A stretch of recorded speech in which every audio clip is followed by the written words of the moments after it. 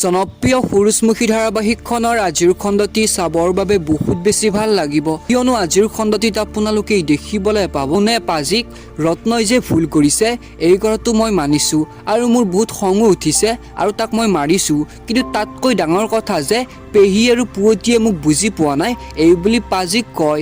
আনফালে আপোনালোকে দেখিবলৈ পাব পুৱতীয়ে বায়েকক সকলোবোৰ কথা যে চিধাকৈ ভাবি চাব নালাগে, তাৰে আশে পাশে কি আছে সকলোবোৰ বুজাবুজিৰে চাব লাগে এই বুলি কয়। আৰু তাৰ পিছত মই আৰু পেহী যে একো ভুল কৰা নাই আৰু একো ভুল কথা কোৱা নাছিলোঁ এই কথাটো প্ৰমাণ কৰি বায়েকক কয়। আনফালে আপোনালোকে দেখিবলৈ পাব সোণে ৰত্নক আমি বৰ্তমানত কৰি থকা ভুলবোৰ যে ভৱিষ্যতত কিমান ডাঙৰ সমস্যা হ'ব এই বুলি বুজায়।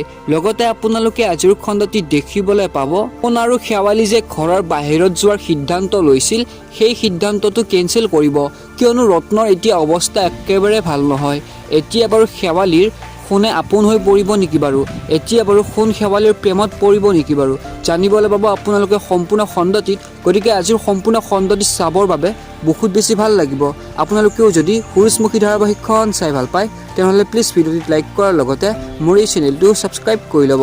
ভিডিঅ'টো চোৱাৰ বাবে থেংক ইউ ছ' মাছ।